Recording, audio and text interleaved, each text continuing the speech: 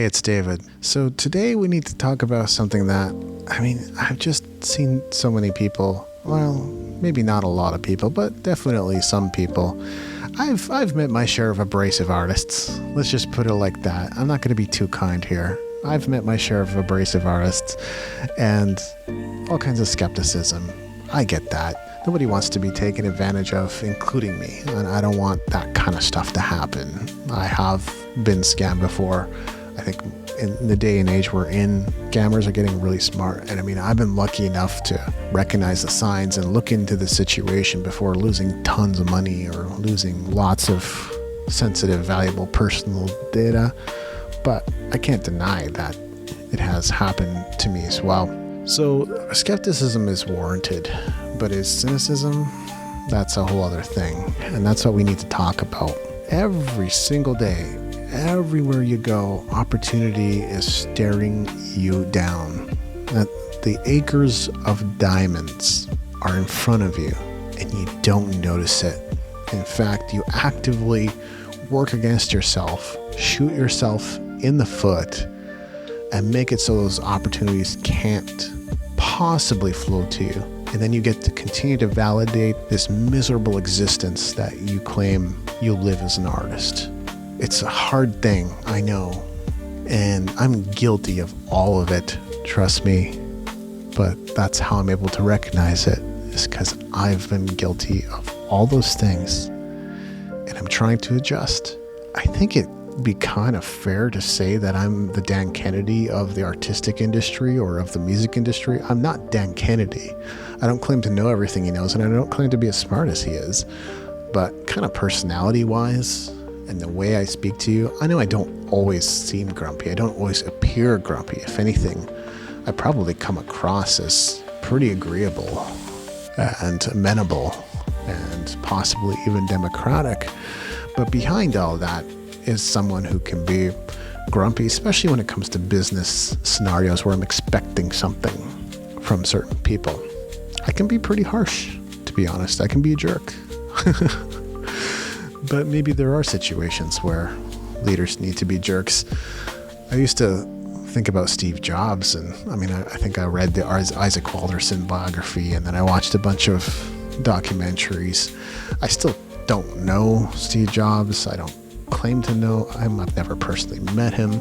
I don't know if all those accounts are true, but it seems to be somewhat verified. It seems to be the consensus that he was a jerk.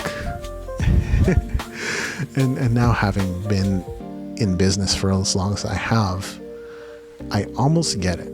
I kind of get it, because there are different expectations where money is involved. If I'm not paying you, it could be any amount of money, so that doesn't really matter, $1,000, $2,000, $3,000. But if I'm paying you a certain amount of money per month, and you've been hired on as an expert to do something and to deliver a certain result, and it seems like you're dragging your feet or you're not doing your work, then I can be grumpy about that.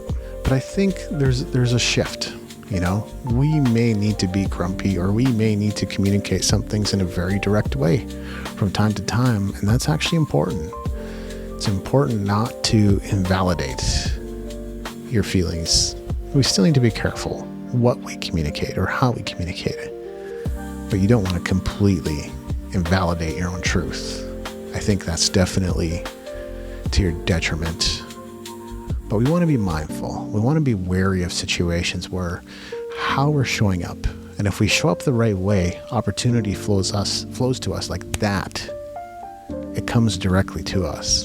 But if we don't show up that way, we shut down any opportunity and continue to validate a miserable existence. You see how this cycle works? I hope you're starting to understand. And we're going to get a little more specific now.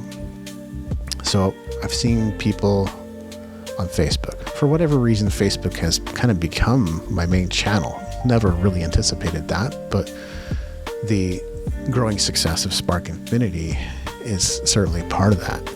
And showing up and doing live streams, that has had an impact on the people who find me and reach out to me and want to do business with me. It makes a tremendous amount of difference. It's surprising, because you would think it's all about viewership.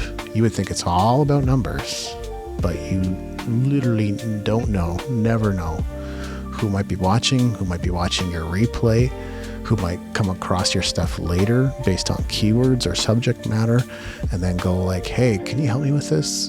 I'm honestly amazed. Like, I don't even know how the algorithm works. I don't know how reach is supposed to work. I don't know why I see certain content and not other content. I don't claim to understand that, but seems to be kind of how Facebook works now. It's a content platform.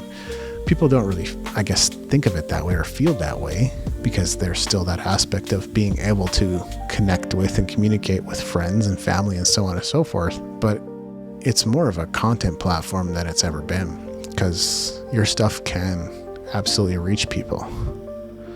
So I invite people into my Facebook groups, or the Facebook groups that I'm being interviewed in. I am typically aware of the person running the Facebook group.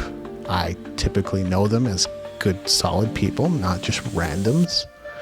I have enough wherewithal, at least, to know that they're decent. And I will see people going into the chats of these groups and saying, how did I get here? Now, of course, with texting, with messaging, you can't tell tone of voice necessarily. But if I'm seeing, and if someone messaged me that, well, how did I get here? I'm pretty much thinking to myself, there's some antagonism there. I'm sure there's plenty of Facebook group owners who would still look upon you kindly and treat you with respect and with patience and converse and help you work out the situation and how you got there. Well, how you got to a Facebook group, remember this. You can accept or reject invites. So nobody can micromanage that for you. Okay, that's your business. That's for you to do with as you please. Just because someone invited you to Facebook group does not mean that you have to join. I think people are impatient. They often don't take the time. Especially in a situation like that, if someone had actually intentionally taken the time to go and look at the group and see the kind of content there is and see that people are being interviewed, and oh, by the way, someone who invited me has been interviewed on this channel. I wonder if I could be interviewed. And look, if you took just a little bit of extra time to look into it, if you were invited into a spam group or whatever, leave. Get out of there.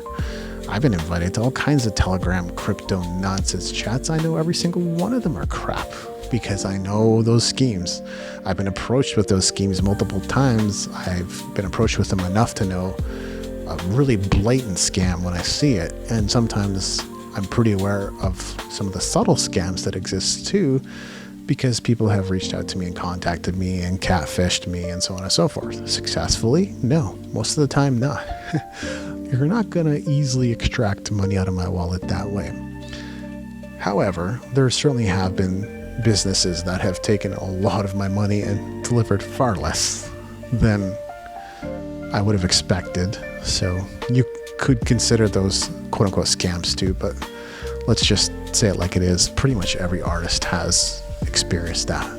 So my encouragement here and my advice, you can take it or leave it. You don't need to listen to me. Maybe you don't even need my advice at the end of the day, but it's to be personable, because at the end of the day, there's an acre of diamonds before you.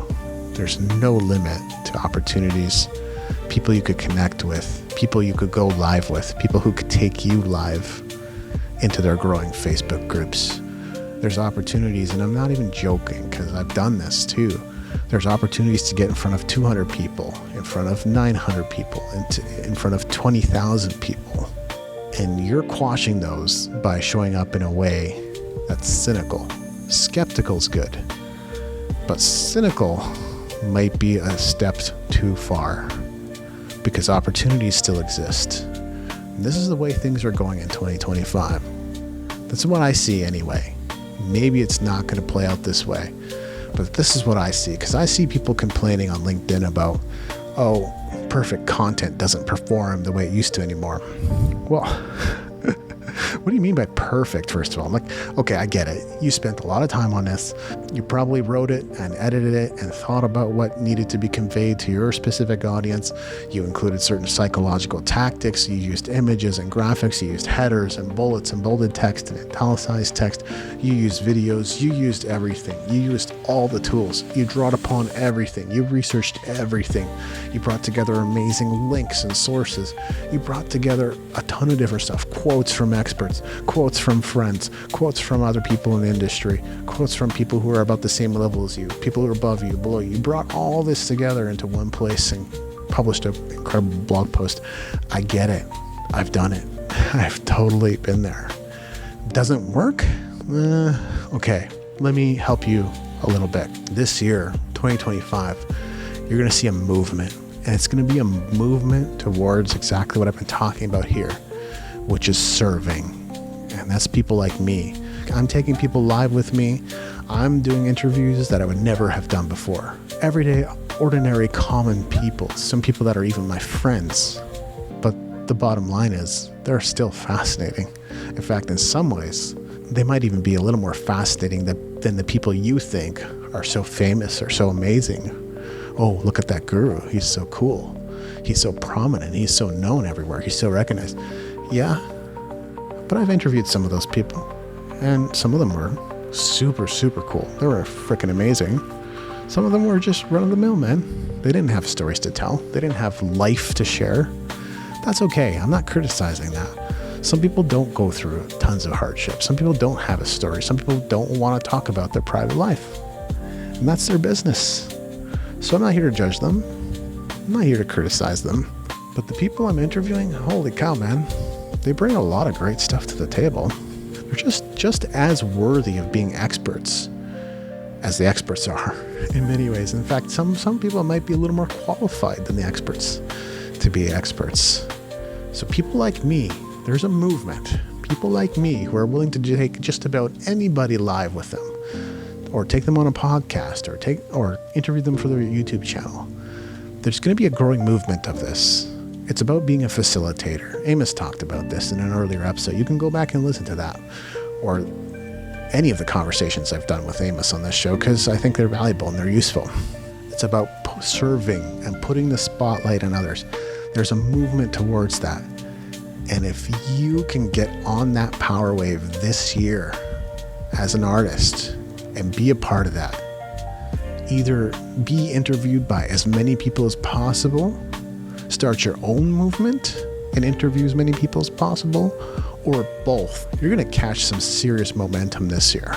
But if you sit in an ivory tower and try to write the perfect posts, incorporate stats and studies and images and quotes and infographics and videos and all this other stuff, PDFs, whatever multimedia you can think of, audio, on and on it goes.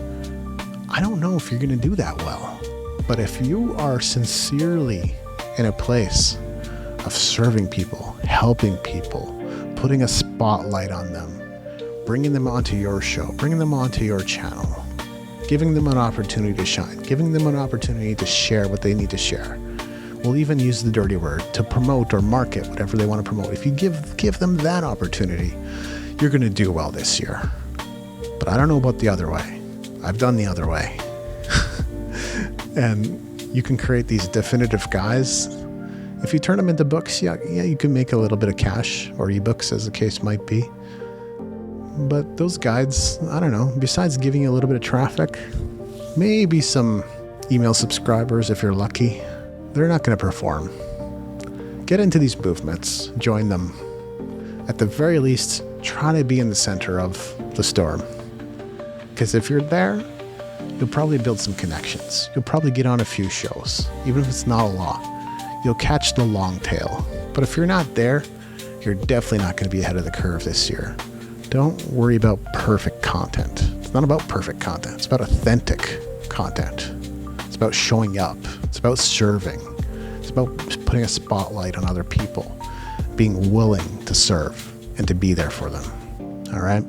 This has been Creativity, Excitement, Emotion, and I'm David Andrew Weed. Talk to you again soon. Unlock the secrets to skyrocketing your productivity, boosting performance, and maximizing profits with my latest premium guide, the Productivity, Performance, and Profits Black Book. Tailored for independent artists and entrepreneurs, this comprehensive resource is your roadmap to turning ideas into reality. Say goodbye to abandoned projects collecting dust on your shelves or buried in your hard drives. It's time to bring your vision to life. Grab your free copy of the Productivity, Performance, and Profits Black Book now at davidandrewweeb.com/blackbook. That's WIEBE. Don't miss out on the key to unlocking your success.